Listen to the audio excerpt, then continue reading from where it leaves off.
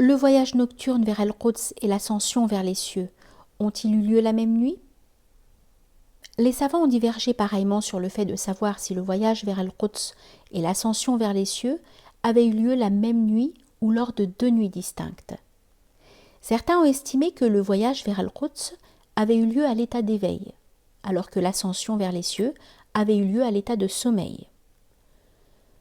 Al-Mullahab ibn Abi Soufra a rapporté dans son commentaire d'Al-Bukhari, d'après un groupe de savants qui soutiennent que le voyage vers Al-Quds avait lieu à 2 reprises, une fois avec l'esprit en état de sommeil et une fois avec le corps et l'esprit à l'état d'éveil. Al-Hafidh Abu al-Qasim al-Suhayli a rapporté cette même opinion de la part de son maître, le juriste Abu Bakr ibn al-Harabi. D'autres savants ont prétendu que le voyage vers Al-Quds à l'état d'éveil avait eu lieu plusieurs fois aussi, au point que certains d'entre eux ont déclaré que ces voyages étaient au nombre de 4. Certains ont même prétendu que quelques-uns de ces voyages s'étaient déroulés alors qu'il était à Médine. Le shir Shihab ad-Din Abu Shama, qu'Allah lui accorde sa miséricorde, a essayé de concilier ses opinions quant au nombre élevé de ces voyages en ramenant ces derniers au nombre de 3, une première fois de la Mecque à Al-Quds sur Al-Buraq, une seconde fois de la Mecque vers les cieux, sur Al-Buraq également, d'après le hadith de Hudayfa, et une troisième fois de la Mecque à la maison sacrée d'Al-Quds, puis vers les cieux. Nous disons quant à nous que si la démarche de l'imam Abu Shama est causée par les divergences des récits, l'expression du hadith a donné lieu à plus de versions que les 3 qu'il a citées. Au demeurant, celui qui veut avoir plus d'informations à ce sujet pourra consulter ce que nous avons réuni dans notre exégèse en commentant la parole du Très-Haut. Gloire à celui qui a fait voyager de nuit son serviteur. Voici maintenant le hadith de l'ascension tel qu'il a été rapporté par Al-Bukhari dans son Sahih, chapitre sur l'ascension. Hudba ibn Khaled nous a rapporté d'après Hammam ibn Yahya, d'après Qatada, d'après Anas ibn Malik, d'après Malik ibn Sa'sa'a, selon lesquels le prophète alayhi salatu wassalam leur a parlé de la nuit de son ascension en leur disant: Tandis que j'étais allongé à Al-Hatim, ou à l'angle de la pierre noire, un être, Gabriel, est venu à moi et m'a ouvert le corps. Ensuite il m'a pris le cœur, puis a apporté une bassine en or pleine de foie, dans laquelle il me lava le cœur et le remplit de foie. Il le remit ensuite à sa place, puis il ramena une bête, plus petite que la mule et plus grande que l'âne blanc. Al-Jaroud, l'un des transmetteurs du hadith, a dit: Est-ce Al-Buraq, ô Anas? Il lui répondit oui. Le prophète alayhi salatu wassalam continua son récit. Il avait son sabot à l'extrémité de son pied. Je suis monté dessus et Gabriel alayhi salam s'est élancé avec moi jusqu'à ce que nous ayons atteint le ciel terrestre. Il demanda alors qu'on lui ouvre. On lui dit: Qui est là? Il a répondu: C'est Gabriel. On lui dit: Qui est avec toi? Il a répondu: Muhammad. On lui dit: A-t-il été mandé? Il a répondu: Oui. On lui a dit alors: Qu'il soit le bienvenu, il est le meilleur des visiteurs. On nous ouvrit alors et j'y trouvai Adam, alayhi salam. Gabriel, alayhi salam, me dit: Voici ton père Adam, salue-le. Je l'ai salué et il m'a rendu mon salut en me disant: Bienvenue au Fils vertueux et au prophète vertueux. On me fit monter ensuite au 2e ciel. Gabriel, alayhi salam, demanda qu'on lui ouvre. On lui dit: Qui est là? Il répondit: C'est Gabriel.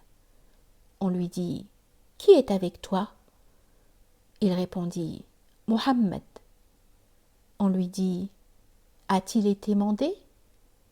Il répondit: Oui.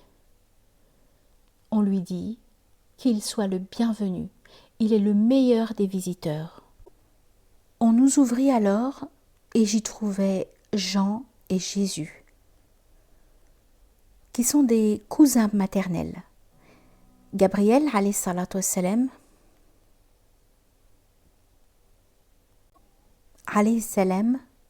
me dit « Voici Jean et Jésus, salue-les ».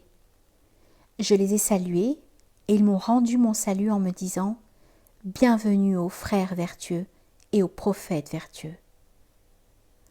On me fit monter ensuite au 3e ciel.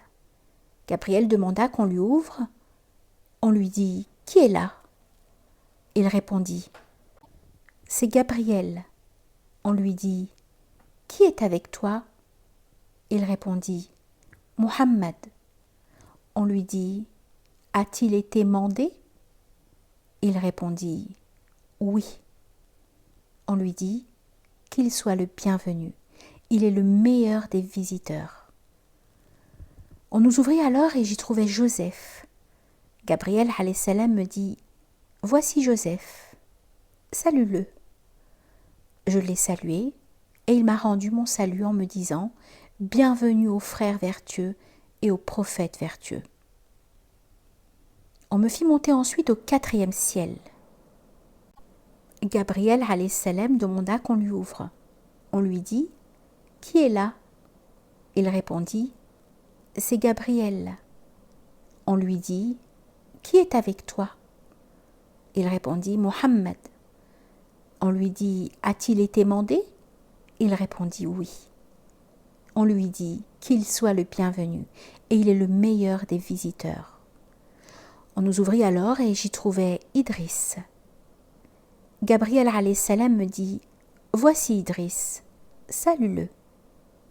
Je l'ai salué et il m'a rendu mon salut en me disant « Bienvenue aux frères vertueux et aux prophètes vertueux ».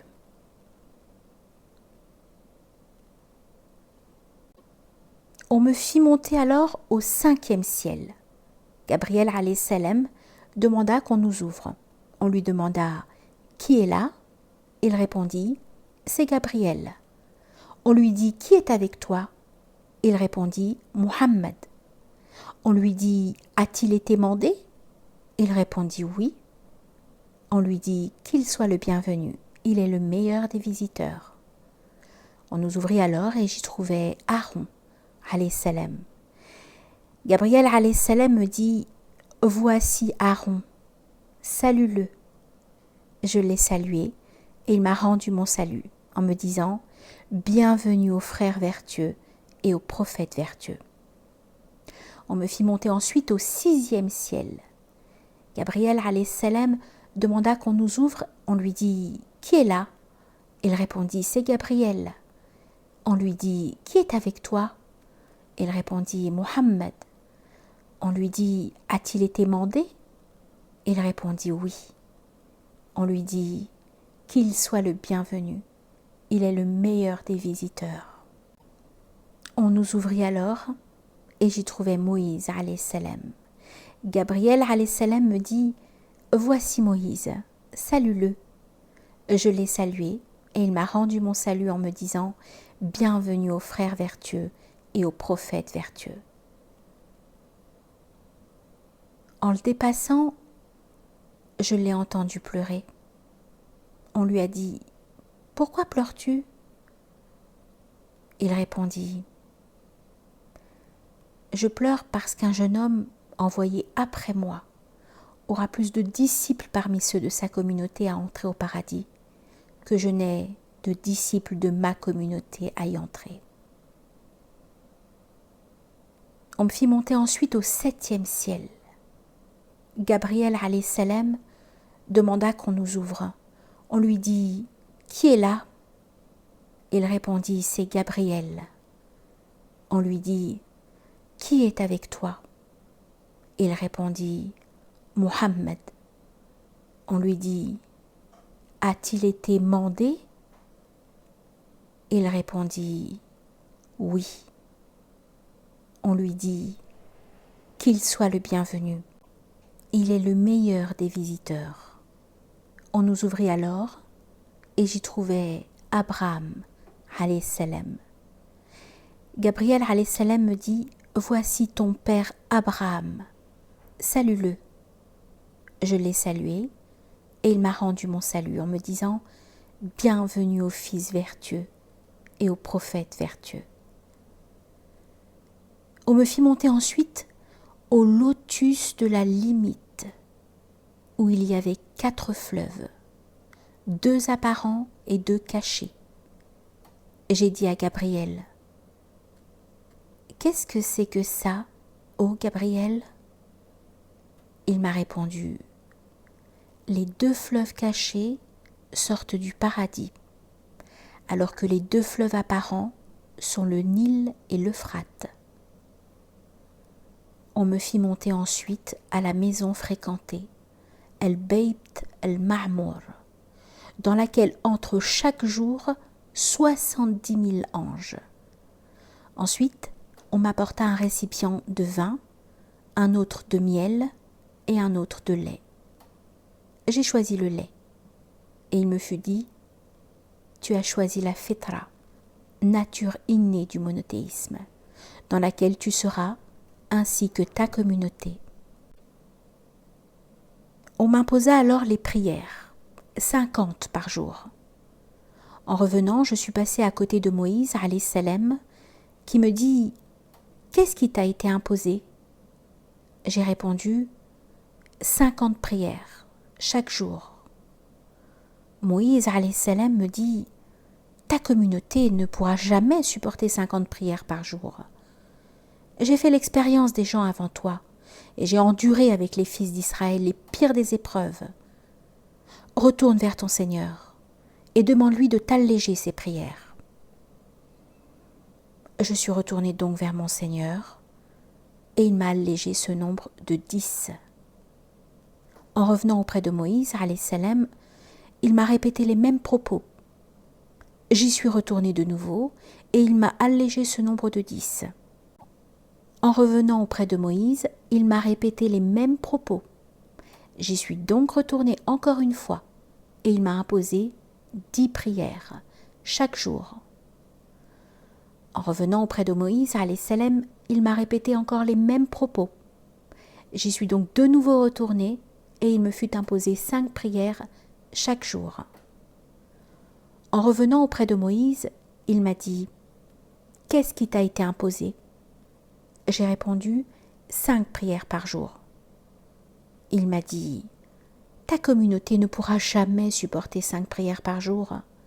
J'ai fait l'expérience des gens avant toi, et j'ai enduré avec les fils d'Israël les pires des épreuves. Retourne vers ton Seigneur et demande-lui de t'alléger ses prières. » Je lui ai répondu « J'ai assez demandé à mon Seigneur, et j'éprouve de la pudeur à le faire encore. Je me contente de cela, et je me soumets. » En revenant, j'ai entendu une voix qui me disait « J'ai décrété mon obligation et j'ai allégé à mes serviteurs. » C'est ainsi qu'Al-Bukhari a rapporté ce hadith ici. Il l'a rapporté aussi dans d'autres endroits de son Sahih. Ce hadith a été rapporté aussi par Muslim, At-Tirmidhi et An-Nasa'i, par d'autres voies, d'après Qatada, d'après Anas et d'après Malak ibn Sa'sa'a. Al-Bukhari a dit ensuite Al-Humaydi nous a rapporté d'après Sufyan, d'après Amrou, d'après Ikrima, d'après Ibn Abbas qui a dit au sujet de la parole du Très-Haut « Nous n'avons fait de la vision que nous t'avons montré qu'une tentation pour les hommes. » Il s'agit d'une vision oculaire qui a été montrée au prophète alayhi salatu wassalam, la nuit de son voyage vers la mosquée d'Al-Quds. Quant à sa parole et l'arbre maudit mentionné dans le Coran, il a dit « Il s'agit de l'arbre du Zaqqum ».